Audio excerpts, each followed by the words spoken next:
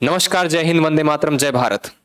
मैं सौरभ सिंह एक बार फिर से आपका डीजीजी के यूट्यूब प्लेटफॉर्म पर आपका फिर से स्वागत करता हूं। चलिए आज फिर से हम कुछ फिजिक्स की बेसिक जानकारी पढ़ते हैं।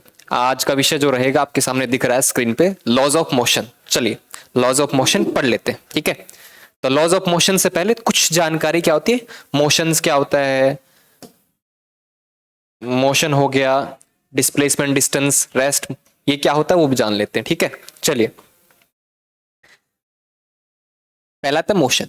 मोशन क्या होता है हमारे पास, किसे हम मोशन कहते हैं, किसे हम रेस्ट कहते हैं, ठीक है। मोशन हम इसको बोलते हैं जो समय के साथ अपना स्थान बदलता रहे, समय के साथ अपना स्थान बदलता रहे और साथ में कोई रेफरेंस लेना पड़ेगा। उदाहरण के लीजिए, ठीक है, हम क्या कहते हैं, जो टाइम के साथ अपनी पोजीशन चेंज करे, ठीक है। दोज ऑब्जेक्ट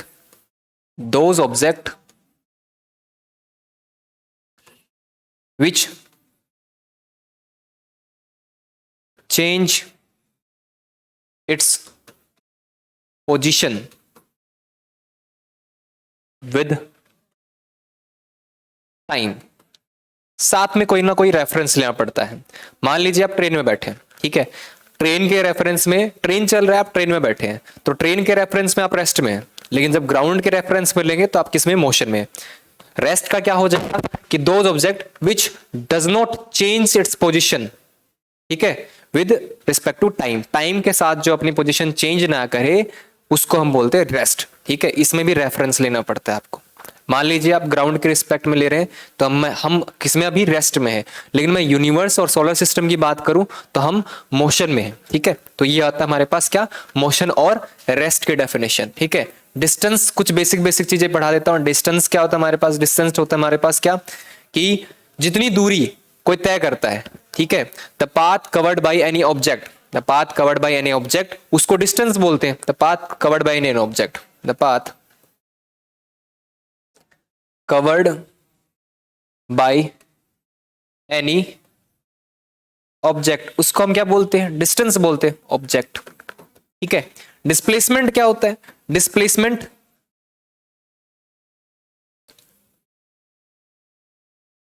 डिस्प्लेसमेंट क्या होगा हमारे पास, डिस्प्लेसमेंट यही होगा कि दो इनिशियल और फाइनल पोजीशन के बीच में स्मॉलेस्ट डिस्टेंस, ठीक है, इनिशियल और फाइनल पोजीशन के बीच में स्मॉलेस्ट डिस्टेंस, वो क्या कहलाता है हमारे पास, डिस्प्लेसमेंट, ठीक है। डोमिनेंट डिफरेंस क्या है कि ये आपका स्केलर क्वांटिटी है और ये हमारा वेक्टर क्वांटिटी है, ठीक है, बस यही डिफरेंस है। इसके अलावा डेफिनेशन में डिफरेंस आता है दोनों में, ठीक है। उसके बाद क्या आता है हमारे पास, वेलोसिटी, स्पीड और वेलोसिटी। स्पीड, स्पीड क्या होता है, distance per unit time, distance per unit time. Velocity क्या होता है हमारे पास, वेलोसिटी होता है हमारे पास क्या, displacement, displacement per unit time.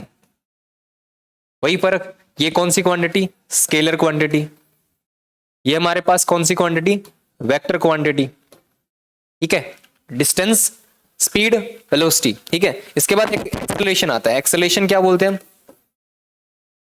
Acceleration क्या होगा हमारे पास, वेलोसिटी या change, the rate of change in velocity, ठीक है, अपॉन में टाइम, या क्या करेंगे, change in velocity, change in velocity upon में टाइम, ठीक है। ये हमारे पास क्या आ जाएगा, एक्सेलरेशन। चलिए उसके बाद हम पढ़ते हैं लॉज, ठीक है। फर्स्ट लॉ ऑफ मोशन, पहला लॉ, गति का पहला नियम, न्यूटन ने पहला नियम दिया। क्या नियम दिया कि कोई ऑब्जेक्ट अगर रेस्ट में है तो वो रेस्ट में रहेगी, ठीक है। इसको हम क्या बोलते हैं, लॉज ऑफ इनर्शिया। इनर्शिया, कोई ऑब्जेक्ट अगर रेस्ट में है तो रेस्ट में ही रहेगी, मोशन में है तो मोशन में ही रहेगी। जब तक उस पर एक्सटर्नल फोर्स अप्लाई नहीं किया जाता तब तक वो क्या रहेगी, रेस्ट में है तो रेस्ट में, अगर वो रेस्ट में है तो रेस्ट में ही रहेगी, ठीक है, रेस्ट में ही रहेगी।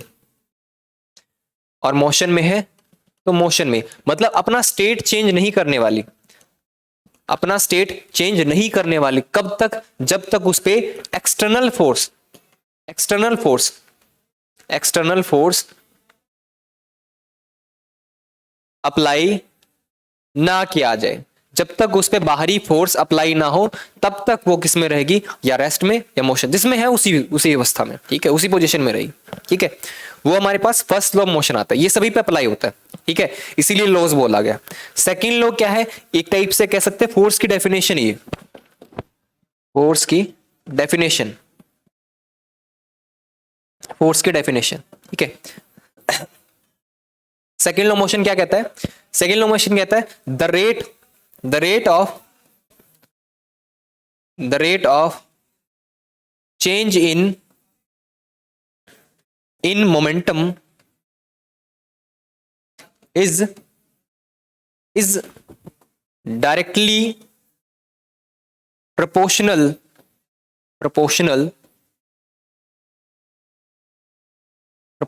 to force, ठीक है। ये क्या कह रहा है हमारे पास कि भैया फोर्स है, जो हमारे पास फोर्स है वो क्या रहेगा, डायरेक्टली प्रोपोर्शनल किसके, dp बाय dt, मतलब the rate of change in momentum, momentum change कर रहा है तो उसको हम क्या बोल रहे हैं, फोर्स बोल रहे हैं, ठीक है। जब तक मोमेंटम चेंज नहीं होगा तो फोर्स अप्लाई हुआ ही नहीं, हमने डेफिनेशन बोली, ठीक है, डेफिनेशन ये बोली। पहले हम पढ़ते थे कि किसी को पुश करें या पुल करें, उसको हम क्या बोलते थे, फोर्स की डेफिनेशन। लेकिन हम अब यहाँ पे क्या पढ़ रहे हैं कि भैया हम क्या पढ़ रहे हैं, the rate of change in momentum is directly proportional to force, ये हमारे पास फोर्स की डेफिनेशन है, जिसको हम ड्राइव करने के बाद हमारे पास फॉर्मूला क्या आता है, m a, force equal to क्या आता है हमारे पास, एम ए, ठीक है। M a mass into acceleration, mass into acceleration, ये हमारे पास फर्स्ट लो, ये हमारे पास सेकेंड लो, ठीक है। चलिए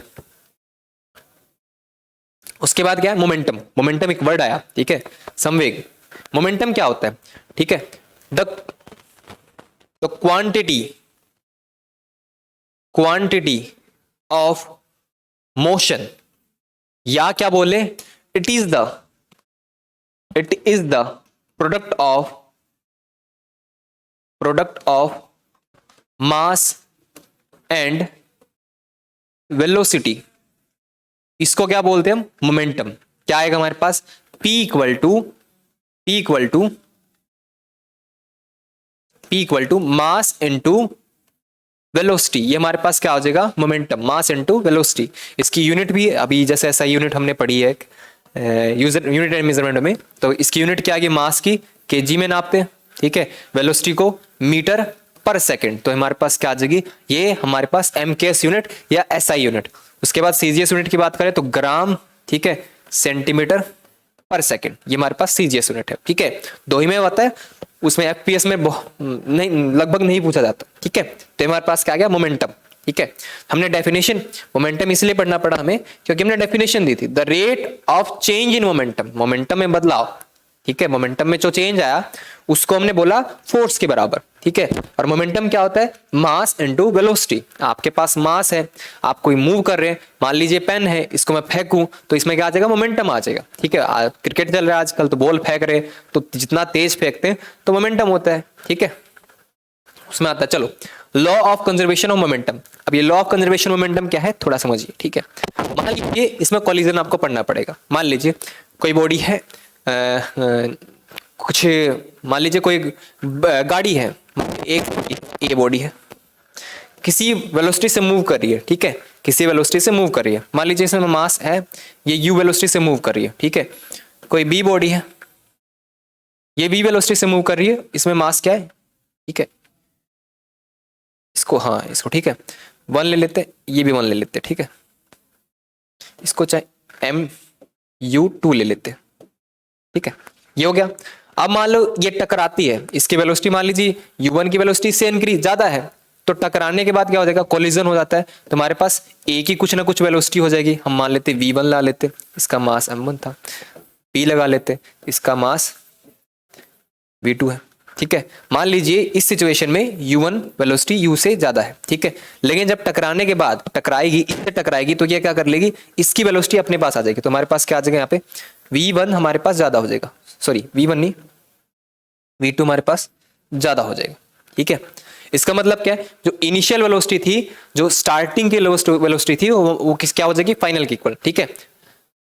law of conservation of momentum का मतलब यही है कि भैया कॉलिजन होने से पहले जितनी वेलोसिटी थी, कॉलिजन होने के बाद उतनी ही वेलोसिटी रहेगी। मतलब क्या कि आफ्टर कॉलिजन, बिफोर कॉलिजन, दोनों की वेलोसिटी या मोमेंटम, या कहा कि initial momentum equal to final momentum. ठीक है, इनिशियल मोमेंटम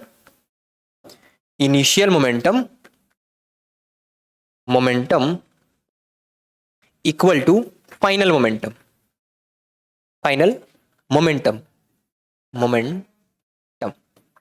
ठीक है। ये आता है law of conservation of momentum. जो भी हमारा इनिशियल मोमेंटम होगा वही हमारे पास फाइनल मोमेंटम होगा। ठीक है, कुछ हो सकता है चेंज हो जाए, लेकिन वो एनवायरमेंट के फॉर्म में या एनर्जी के फॉर्म में रिलीज हो जाएगा। ठीक है, तो ये हमारे पास आ गया law of conservation of momentum. ठीक है, चलिए अगला क्या दे रखा है, third law of motion. Third law of motion बहुत आसान, every action has equal and opposite reaction. ठीक है, किसी भी क्रिया का प्रतिक्रिया होती है हमारे पास। ठीक है, तो इसको हम क्या बोलते हैं, थर्ड लॉ ऑफ मोशन। कुछ भी एक्शन करेंगे उसकी प्रतिक्रिया, ठीक है, रिएक्शन वो शो करेगा। ठीक है, उसको हम क्या बोलते हैं, every action is equal and opposite direction. क्या होता है, थर्ड लॉ ऑफ मोशन। मतलब क्या, मान लीजिए कोई फोर्स है, कोई वन फोर्स है, 2 पे फोर्स लगा रहा है, तो उसको बोल रहे हैं 1 2, तो वो किसके बराबर हो जाएगा, 2 1।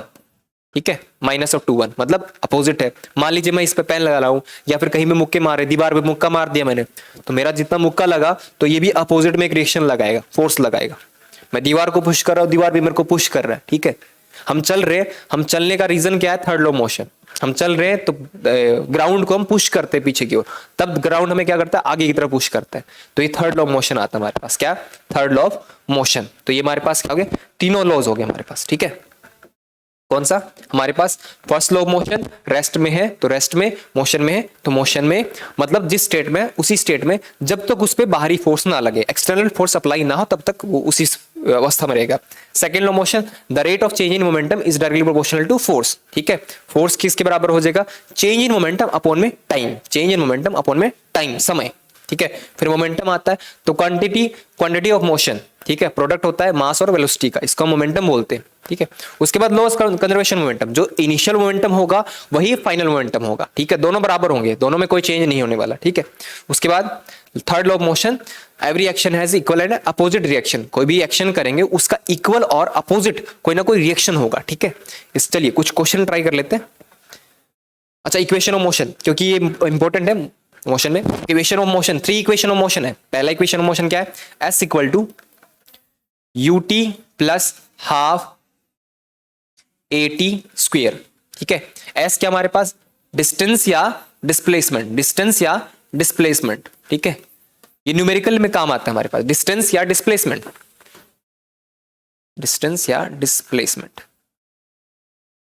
ठीक है, u क्या, इनिशियल वेलोसिटी, लिख देता हूं, साइड में लिख देता हूं। ठीक है, साइड में लिख दूंगा सब। एस क्या आ जाएगा यहां पे, एस हमारे पास क्या आ जाएगा, डिस्टेंस या डिस्प्लेसमेंट। ठीक है, यू क्या आ जाएगा हमारे पास, इनिशियल वेलोसिटी या स्पीड बोल सकते हैं, जो भी दे रखा हो उसमें गिवन दे रखा है। ठीक है, टी टाइम हो गया हमारे पास, ए एक्सेलरेशन हो गया हमारे पास, एक्सेलरेशन। ठीक है, एक्सेलरेशन हो गया हमारे पास, टी टाइम हो गया। पहला इक्वेशन हो गया हमारे पास, पहला इक्वेशन। 3 इक्वेशन दे रखिए मोशन, इक्वेशन ऑफ मोशन में। ठीक है, दूसरा कौन सा था, v equal to u plus a t. Acceleration का भी डेफिनेशन ये बनता है। एक्सेलरेशन में एक्चुअल में क्या लिखते हैं फॉर्मूला, एक्सेलरेशन का फॉर्मूला लिखते हैं a equal to v minus u upon में t। मतलब क्या, चेंज इन वेलोसिटी, कोई final velocity minus initial velocity upon में टाइम। चेंज इन वेलोसिटी, कितना चेंज हुआ वेलोसिटी में, अपॉन में टाइम, उसको एक्सेलरेशन बोला। टी को इधर मल्टीप्लाई किया, यू को इधर ले आए, तो क्या हमारे पास सेकंड लॉ आ गया। तो वी हमारे पास एक और चीज आ गई, तो वी क्या हमारे पास आ जाएगा, फाइनल वेलोसिटी, फाइनल वेलोसिटी। ठीक है, उसके बाद क्या है, तीसरा इक्वेशन आता है हमारे पास क्या, v square minus u square equal to 2as, ये 3 इक्वेशन ऑफ मोशन है, ठीक है। इनकी मदद से हम, इनके हेल्प से हम क्वेश्चंस न्यूमेरिकल सॉल्व करते हैं, ठीक है।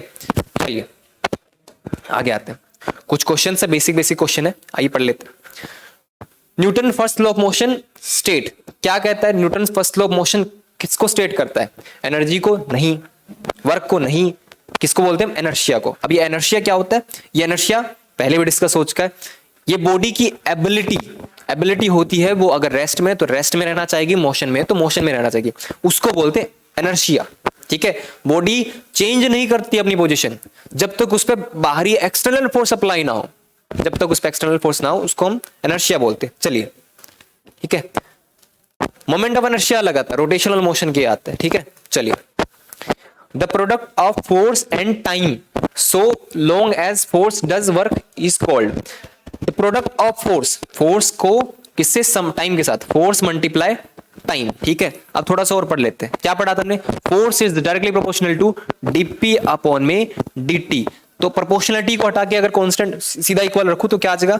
F इक्वल टू हमारे पास dp अपॉन में dt, ठीक है। तो dp यहां से क्या आ जाएगा हमारे पास? dp आ जाएगा हमारे पास क्या? dp equal to force into dt। इसको क्या बोलेंगे? चेंज इन वेलोसिटी, क्या आ जाएगा? सॉरी, चेंज इन मोमेंटम, क्या आ जाएगा? Change in momentum. और पिछले वीडियो में हमने पढ़ा था, क्या पढ़ा था? कि चेंज इन मोमेंटम किसको बोलते हैं? इंपल्स को। क्या बोलते हैं? इस केस के इक्वल होता है इंपल्स। किसको बोलते हैं? इंपल्स को, ठीक है। तो हमारे पास क्या आ जाएगा? The product of force and time, ठीक है। क्या बोलेंगे उसको? इनर्शिया नहीं बोलेंगे, ठीक है। इंपल्स आ गया हमारे पास, बी ऑप्शन, ठीक है। एक्सेलरेशन नहीं होता। इनर्शिया क्या होता है हमारे पास? इनर्शिया भी बता चुका पीछे भी, ठीक है। इंपल्स हो गया हमारे पास क्या? Change in momentum. क्या हो गया? इंपल्स हमारे पास चेंज इन मोमेंटम। एक्सेलरेशन क्या होता है? The rate of change in velocity, the rate in change in velocity बोल सकते हो, वेलोसिटी में चेंज हो रहा है समय के साथ। मोमेंटम क्या होता है हमारे पास? Momentum it is the quantity of motion, या फिर प्रोडक्ट m इंटू वी, ठीक है। चलिए next question. The mechanism of rocket propulsion is based on, जो रॉकेट आपका ऊपर की तरफ बढ़ता है, ठीक है, रॉकेट काम करता है किस एप्लीकेशन पे, किस पे काम करता है, ठीक है। तो हमारे पास ऑप्शन क्या दे रखा है? न्यूटन के प्रथम नियम पे। तो न्यूटन का प्रथम नियम क्या बोलता है? रेस्ट में तो रेस्ट में, मोशन में तो उस पे तो काम नहीं कर रहा, ये रॉकेट उड़ रहा है उस पे तो काम नहीं कर रहा, ठीक है। फिर बोला law of conservation of momentum, थोड़ा आगे बढ़ लेते हैं, ठीक है। उसके बाद law of conservation of mass conserve नहीं रहता, इसमें याद रखना, मास कंजर्व नहीं रहता जब रॉकेट आपका उड़ रहा है, ठीक है, तो मास कंजर्व नहीं रहता, बताता हूं आपको। सेकंड क्या है? न्यूटन सेकंड लॉ तो होगा नहीं, क्योंकि फोर्स की बात कर रहा है, फोर्स की डेफिनेशन दे रहा है, तो हमारे पास दो एक बार कैंसिल कर देते हैं, ये हमारे पास कैंसिल हो गया, हमारे पास ये कैंसिल हो गया, ठीक है, दो बच गए। तो law of conservation of momentum क्या होता है हमारे पास? जो इनिशियल मोमेंटम होगा वही फाइनल मोमेंटम होगा, जो इनिशियल मोमेंटम है वही फाइनल मोमेंटम है। तो हमारे पास आंसर तो यही आएगा। अगर आपके पास एक और ऑप्शन होता, इसके अलावा ऑप्शन लिखा होता है, इसके अलावा बी की जगह ये होता Newton third law of motion, तो आंसर क्या आता? ये भी आता Newton's third law of motion, ठीक है, न्यूटन्स थर्ड लॉ। तो ये भी क्या? सही आंसर, ठीक है।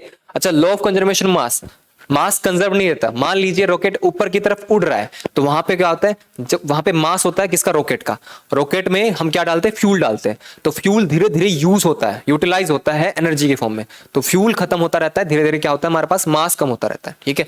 वेलोसिटी इंक्रीज होती जाती है, वेलोसिटी क्या होती है? इंक्रीज होती जाती है, इसीलिए ये हमारे पास ये भी रॉन्ग आंसर। तो आ जाएगा हमारे पास या तो लॉ ऑफ कंजर्वेशन मोमेंटम पे या न्यूटन्स थर्ड लॉ पे डिपेंड करते हैं, ठीक है।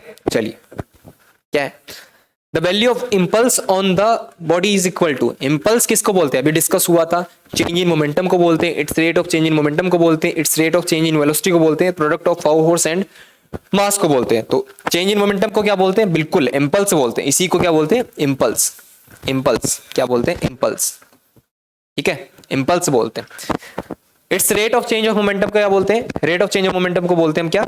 Rate of change of momentum को फोर्स क्या बोलते हैं? फोर्स, ठीक है, तो फोर्स। और the rate of change of velocity को क्या बोलते हैं? एक्सेलरेशन, क्या बोलते हैं? एक्सेलरेशन, ठीक है, एक्सेलरेशन, ठीक है। फोर्स इनटू मास, कुछ नया फॉर्मूला आएगा तब डिस्कस करेंगे, ठीक है। अभी तक मेरे को नहीं बता सकता अभी फोर्स इंटू मास क्या होता है हमारे पास, ठीक है। चलिए फिर क्या दे रखा है हमारे पास, एक छोटा सा न्यूमेरिकल दे रखा है, a force of 30 Newton, force हमारे पास क्या है 30 न्यूटन, 30 न्यूटन का फोर्स है, एक्ट ऑन ऑब्जेक्ट, ठीक है। ऑब्जेक्ट का मास किस पे ऑब्जेक्ट पे एक्ट हो रहा है, 30 न्यूटन का फोर्स, मास दे रखा हमारे पास कितना, मास दे रखा है 5 kg, कितने सेकंड के लिए, 2 सेकंड के लिए। Then the acceleration of the object का एक्सेलरेशन पूछा है। फॉर्मूला क्या होता है हमारे पास, F इक्वल टू ma, बहुत आसान प्रश्न है, ठीक है। क्या निकालना हमारे पास, एक्सेलरेशन, ये क्या आ जाएगा हमारे पास, फोर्स अपॉन में मास, फोर्स कितना हमारे पास 30, मास कितना 5, कितना आ जाएगा 6 मीटर पर सेकेंड स्क्वेयर, ठीक है। क्या आ जाएगा 6 मीटर पर सेकेंड स्क्वेयर, ठीक है। डी ऑप्शन, बड़ा आसान सा प्रश्न, सेकंड का कोई काम ही नहीं है, सेकंड का यूज ही नहीं है, जब हमें मास दे रखा है हमारे पास, फोर्स दे रखा है, एक्सेलरेशन निकाल लेंगे। चलिए, the inertia of an object cause the object to, inertia है उसके कारण क्या इफेक्ट पड़ेगा, डिक्रीज इट्स स्पीड डिक्रीज होगी, इंक्रीज होगी, resist any change in the state of motion, decelerate due to friction, क्या आएगा अभी डिस्कस कर रहे हैं, क्या करेगा, इनर्शिया क्या काम करता है, रेजिस्ट करता है, रोकता है अपनी पोजीशन को चेंज करने के लिए, ठीक है। तो क्या आ जाएगा हमारे पास, सी ऑप्शन, क्या आ जाएगा हमारे पास, सी ऑप्शन। चलिए, if you apply A net force, अगर किसी पे नेट फोर्स लगाया जा रहा है, सिंपल क्वेश्चन, ठीक है, ये सिंपल सा क्वेश्चन है, फोर्स दे रखा है आपके पास, हमारे पास मास दे रखा है, एक्सेलरेशन निकाल सकते हैं, निकाल दीजिएगा, ठीक है। चलिए, आज के लिए इतना ही बहुत, जय हिंद जय भारत, मिलते हैं अगले वीडियो में, नमस्कार।